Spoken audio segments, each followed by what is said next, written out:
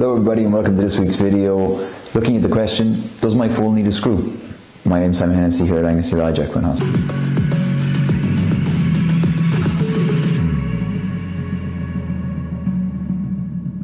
So if your foal needs a screw, then your foal has an angular limb deformity. This is a deviation of the alignment of the limb in the frontal plane. Put simply, you've got a crooked foal where the lower limb is either bent in or away from the horse's midline, usually from a joint, a focal point of a joint above it.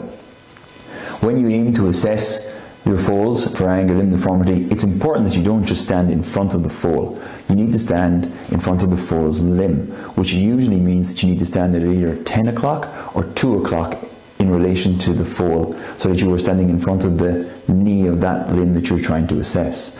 The reason for this is because foals are born with very poor chest muscles, and this causes their elbows to collapse right down into their chests, which rotates the entire lower limb outwards, giving them all a slightly toed out appearance.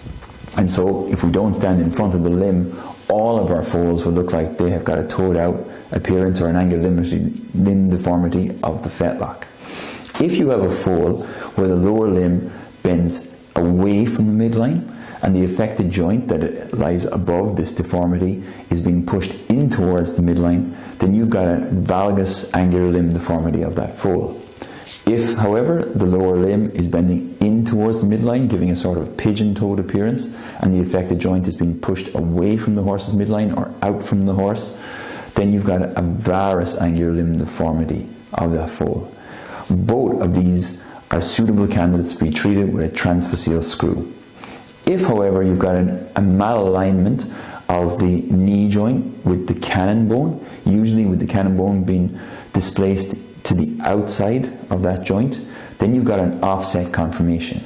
And while this conformational defect does predispose foals to a fetlock varus deformity and yearlings to more of a carpal varus deformity or a varus deformity of the knee, it itself is not an angular limb deformity. It's a conformational defect and is not suitable and cannot be treated with transfascial screws.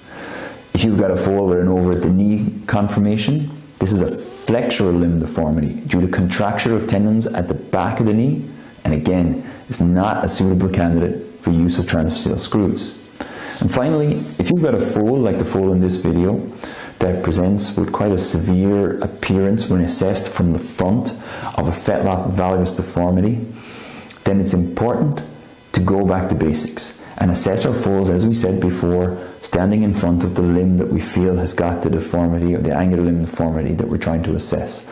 So in this case, we need to stand at 2 o'clock in front of this foal's forelimb, and when we do that, we can see, yes, there is a mild valgus deformity of the knee, but this foal was sent to us for a severe fetlock valgus deformity, giving it a majorly toed out appearance.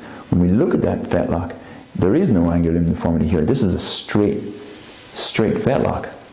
So if we had placed the screw that we would have been asked to place on the inside of the lower cannon, we would actually have slowed growth there and created a fetlock varus deformity that would have become apparent when this foal achieved maturity and got expansion of the chest muscles and the chest itself, and then would have developed a pigeon-toed appearance due to the fetlock varus deformity, which would likely have affected its monetary value in sales or its potential for a future athletic career. And so it's important to be able to identify these rotational deformities to ensure that we don't use our transfascial screws inappropriately. And that's it. Next week we'll talk about our transfascial screws in more detail. Talk to you then.